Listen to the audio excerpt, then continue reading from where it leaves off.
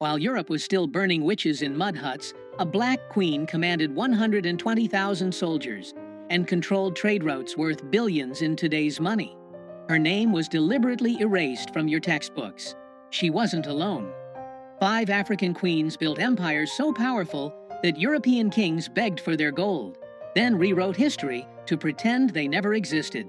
This is their story. Let's go back, way back. We're talking about a time when the word Europe barely meant anything. When Rome was just getting started and Greece was still figuring out democracy.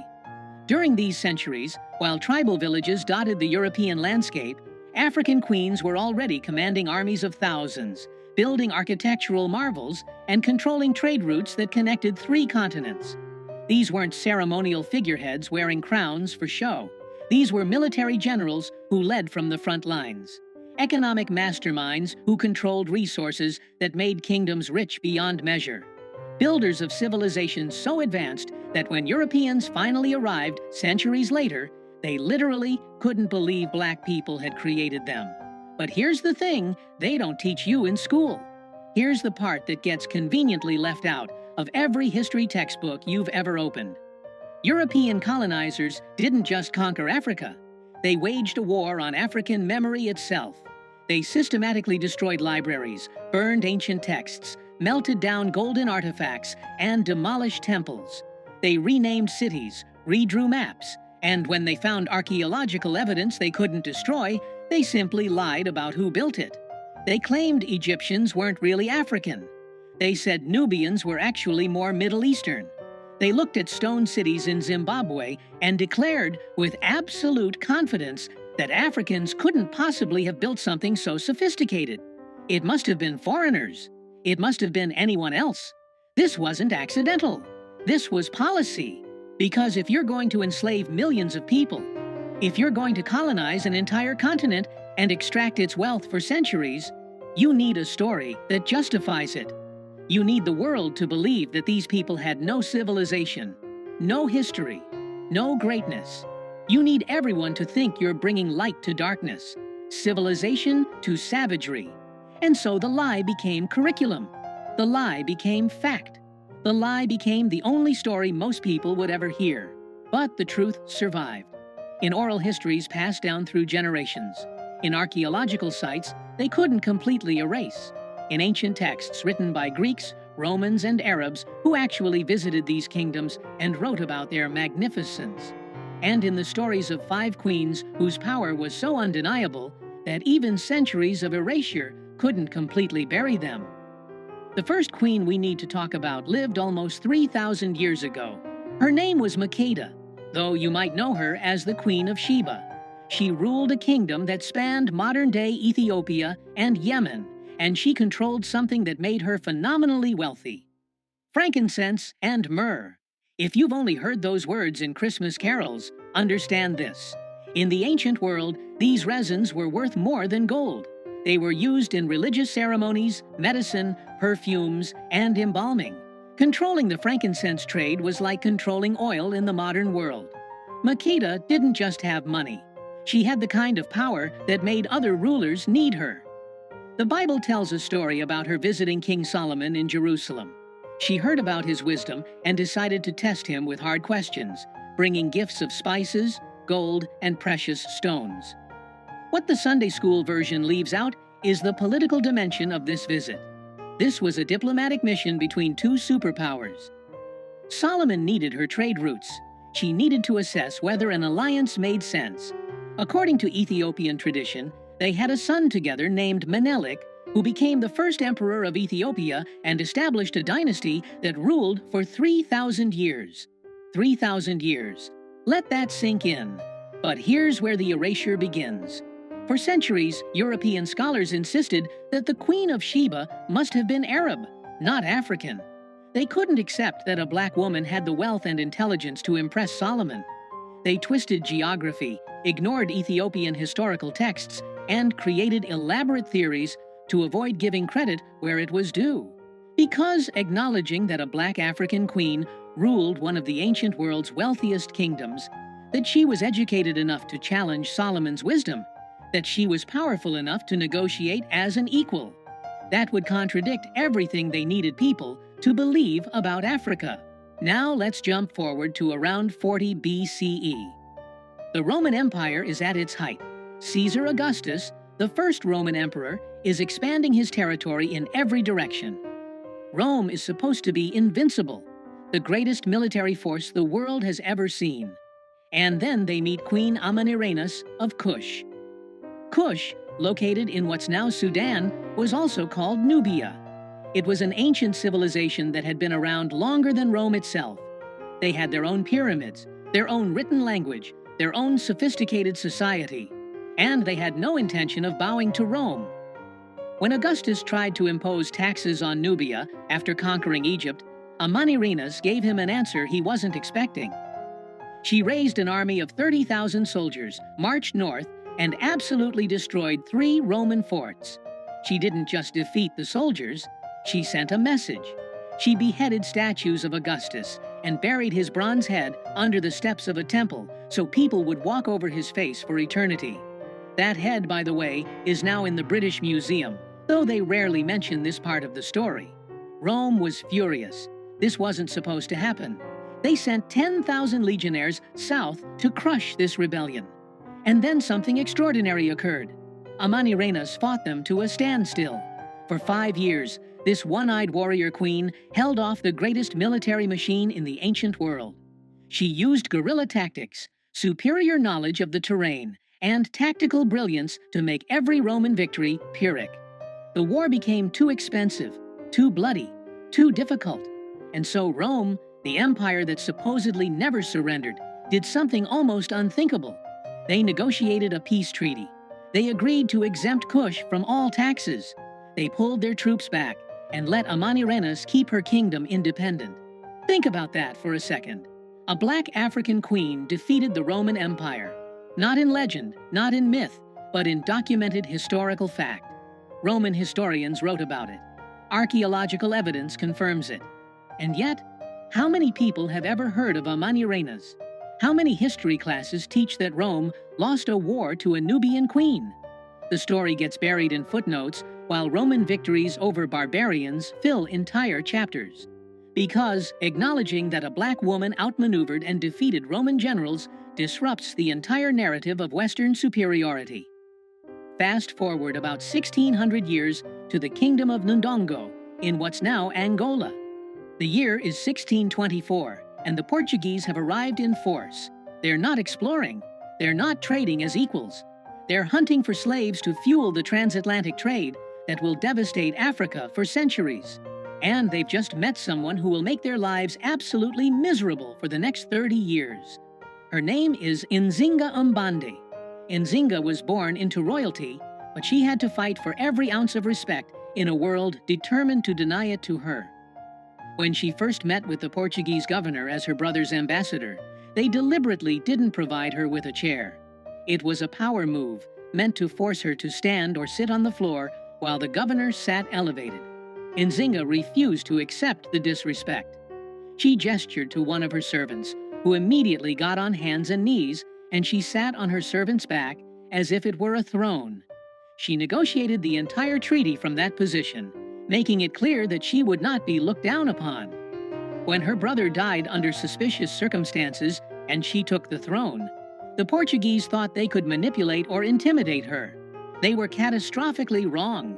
Nzinga proved to be a military genius who understood something the Portuguese didn't expect from an African ruler. She understood European politics. She played the Portuguese off against the Dutch. She converted to Christianity when it was politically useful, then renounced it when it wasn't. She offered sanctuary to escaped slaves and runaway soldiers, building her army with people who had every reason to hate the Portuguese. She used guerrilla warfare, scorched earth tactics, and hit-and-run attacks that left Portuguese forces constantly off balance. For 30 years, she held them off. 3 decades of warfare where the Portuguese threw everything they had at her and couldn't break her. She personally led troops into battle well into her 60s.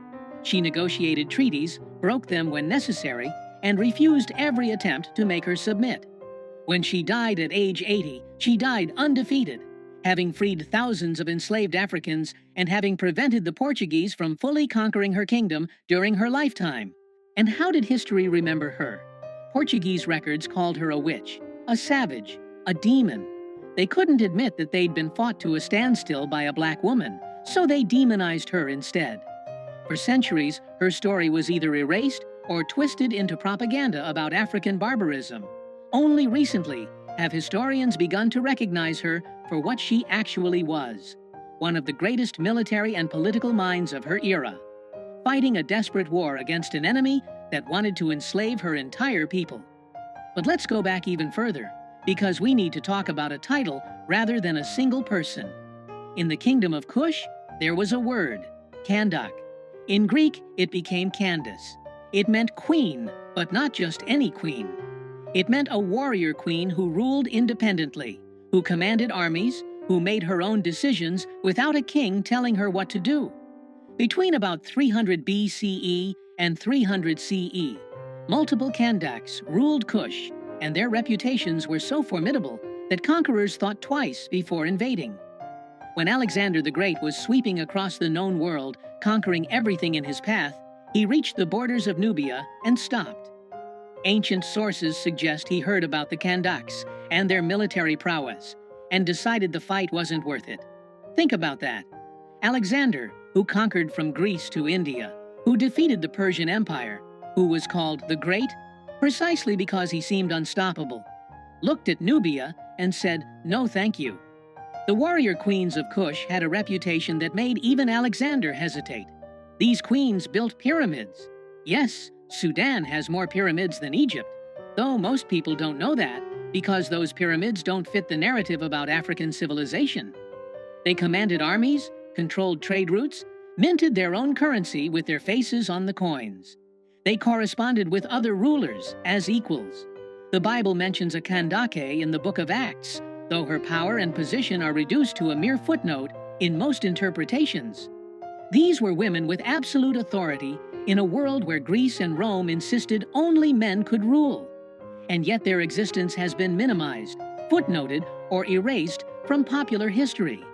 Now let's talk about Queen Amina of Zazzau, who ruled in what's now northern Nigeria from about 1533 to 1610. Amina came to power in the Hausa Kingdom at a time when the trans-Saharan trade routes were the highways of African commerce.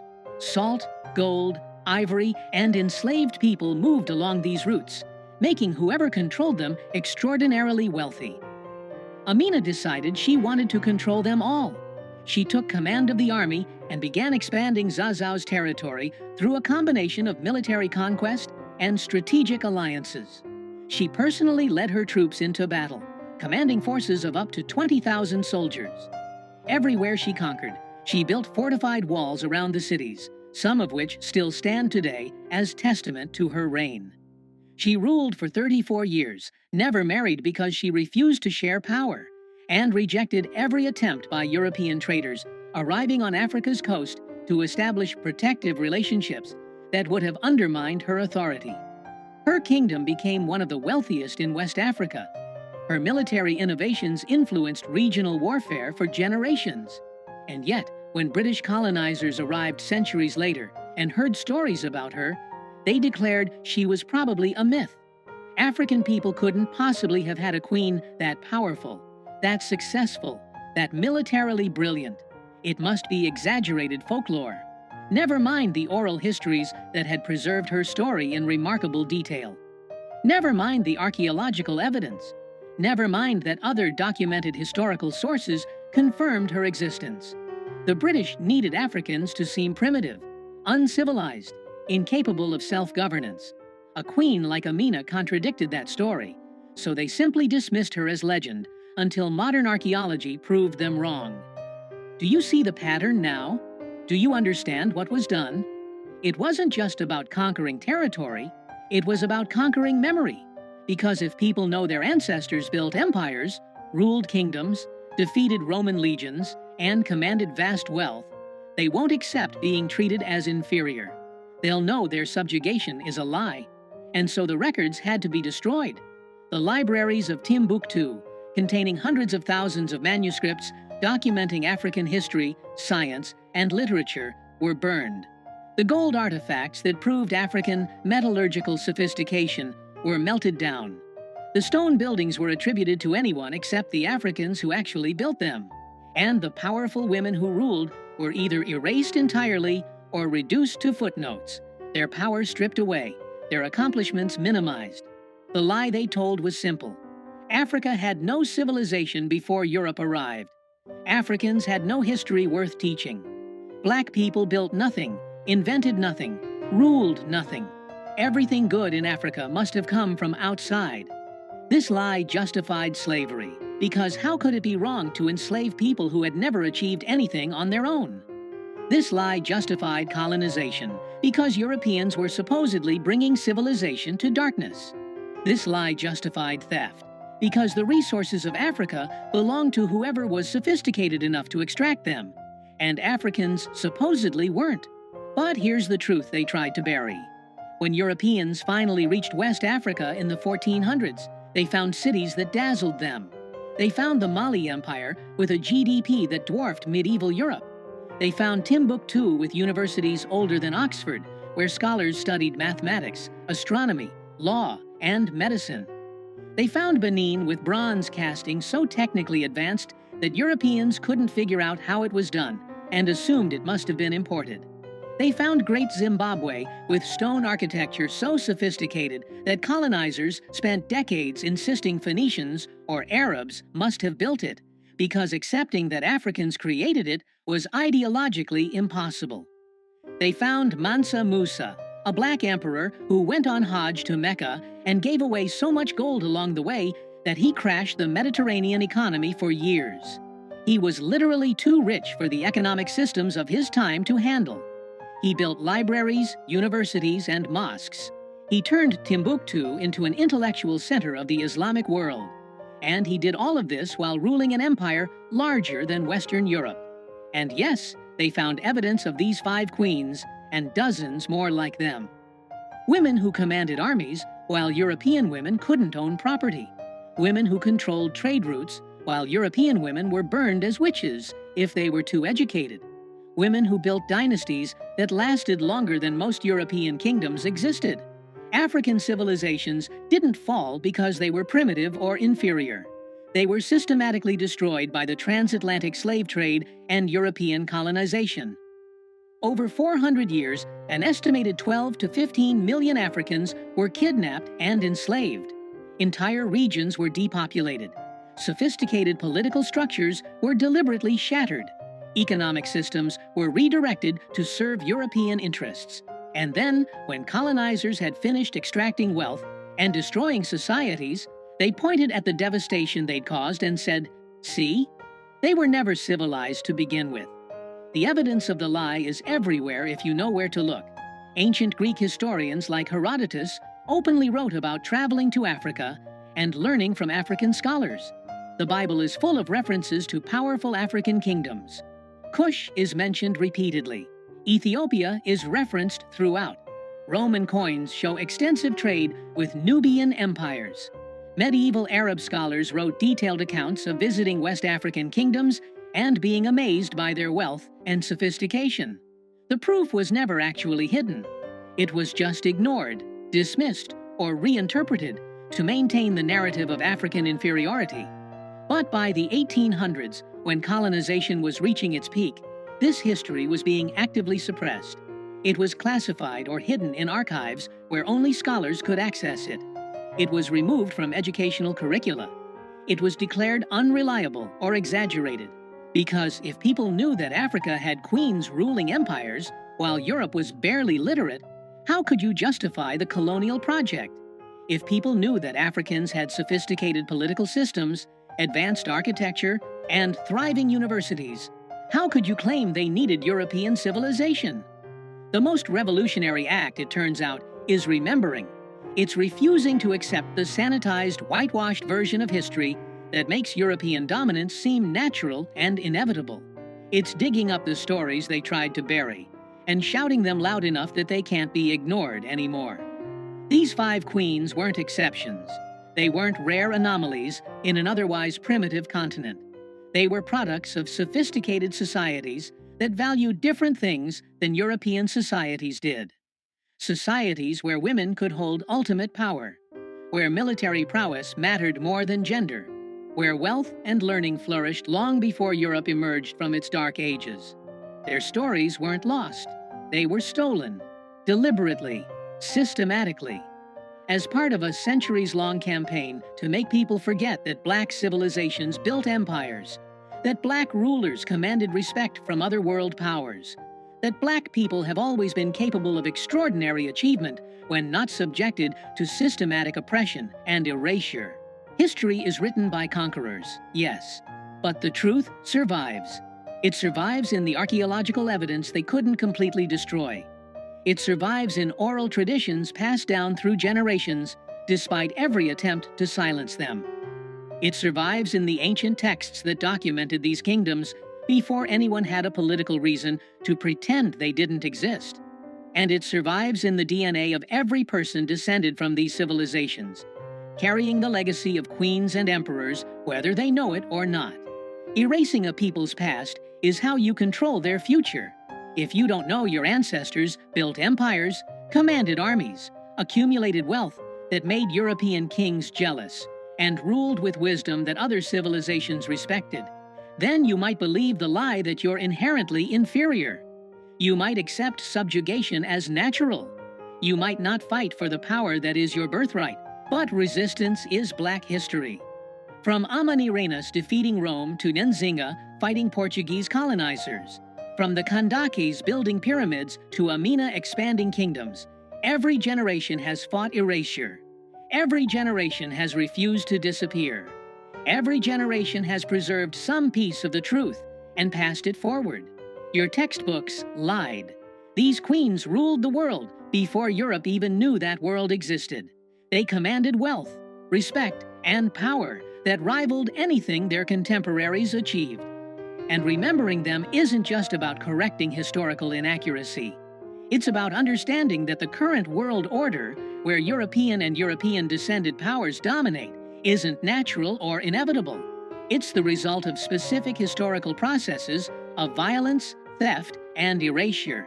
It's a construct that can be challenged and changed. Because the most dangerous thing you can do to a system built on lies is tell the truth. The truth that Africa had civilizations when Europe had villages. The truth that black women ruled empires with authority that made men bow. The truth that African achievement was systematically erased to justify centuries of exploitation. The truth that we carry the legacy of queens, remember their names, tell their stories, refuse to let them be forgotten again. Because they didn't fight their wars, build their empires, and rule their kingdoms so that their descendants would believe the lies of their conquerors. They did it so we would know, so we would remember, so we would understand that greatness is our inheritance, no matter how many centuries of propaganda say otherwise.